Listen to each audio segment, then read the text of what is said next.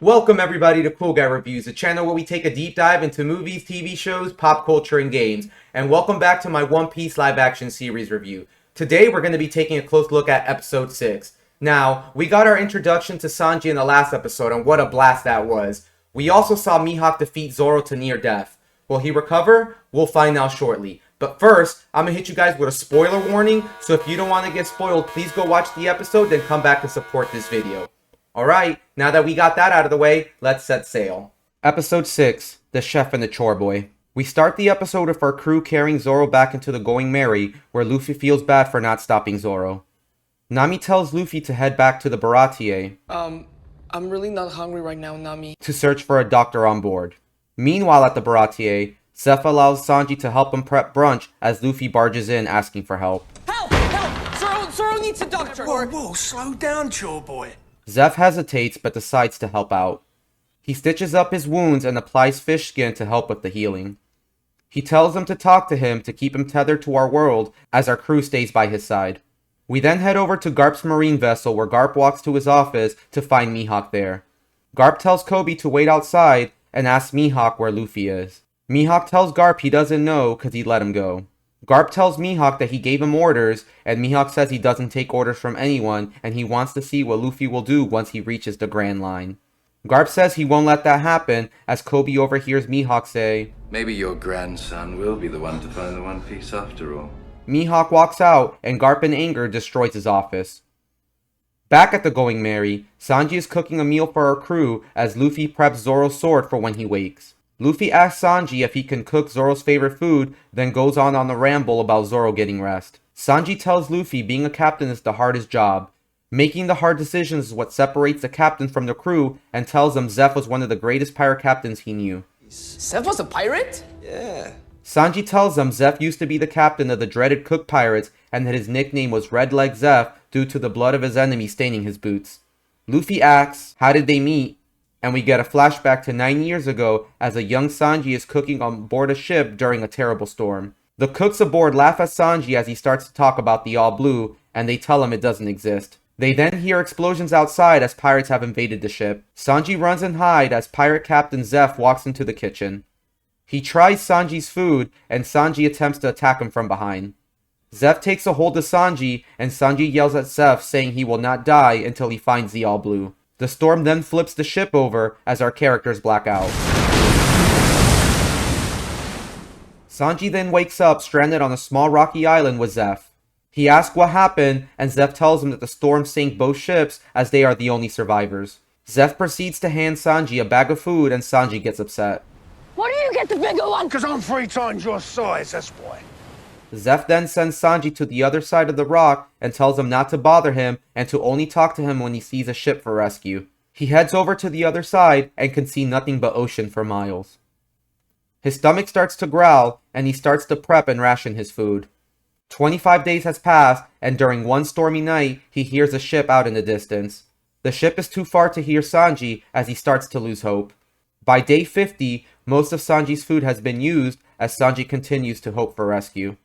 Now at day 70, all of Sanji's food is gone, and in desperation, Sanji decides to go kill Zeph for his portion of the food.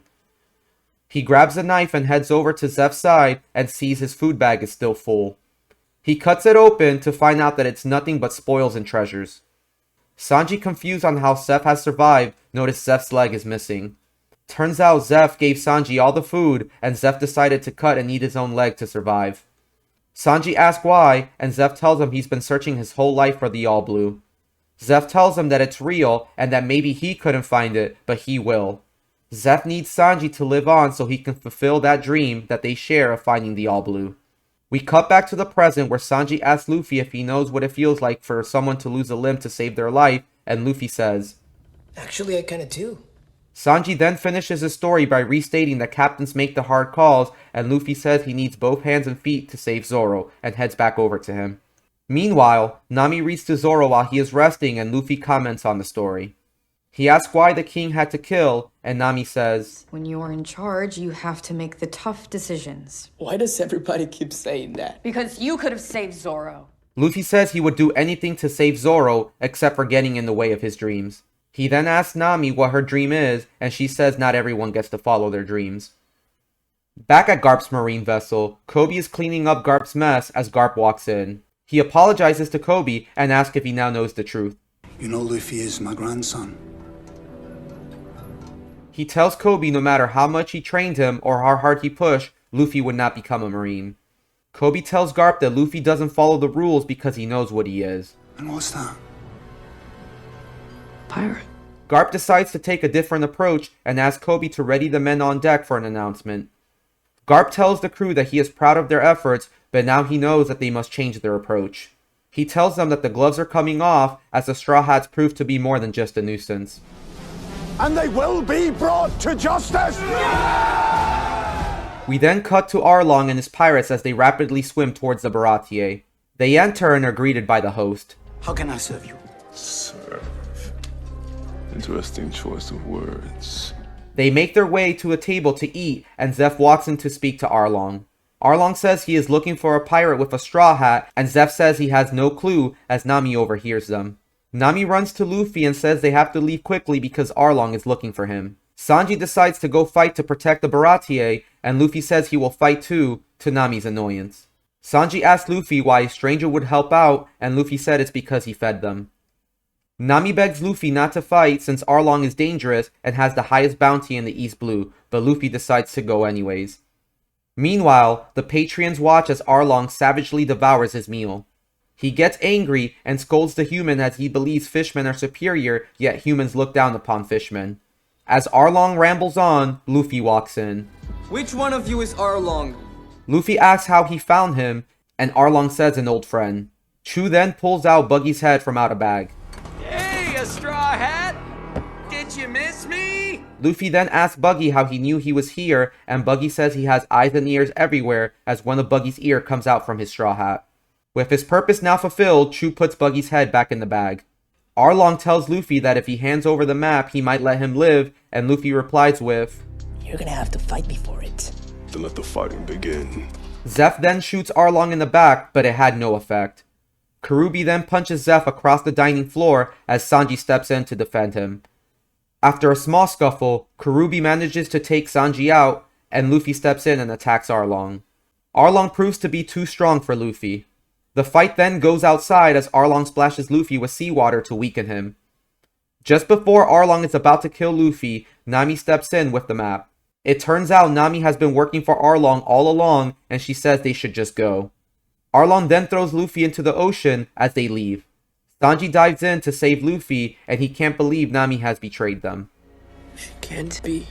Back inside the Baratier, Sanji tries to help Zeph clean up, but Zeph argues with him to stop and kicks Sanji out of the restaurant.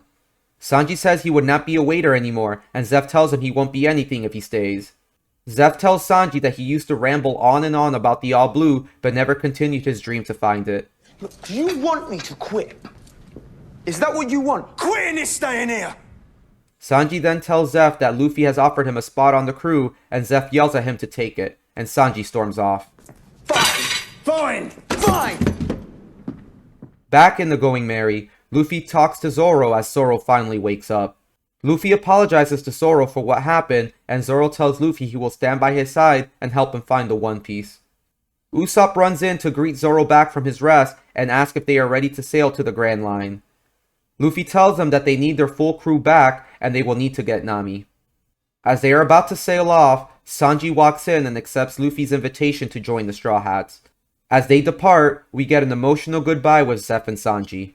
Thank you for putting up with my shit all these years, old man. I'll never forget you, Zeph. Our crew then wonders how they will be able to find Nami, and Luffy tells them he knows how. They head down to the living quarters, and Luffy gives them a surprise. Hello, boys! The episode then ends.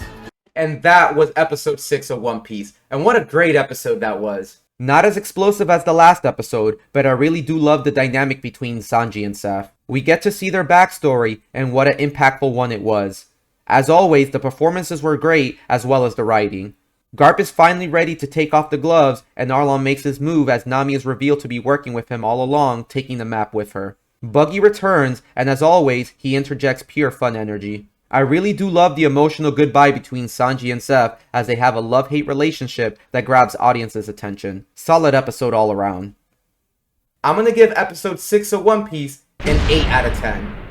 If you enjoyed the video, please hit the like button and subscribe for more content just like this. And remember to comment down below and let me know your thoughts on episode 6. I'll see you guys on the next one, but until then, I feel bad for you oregano lovers. Oregano's for savages. Oregano's for savages!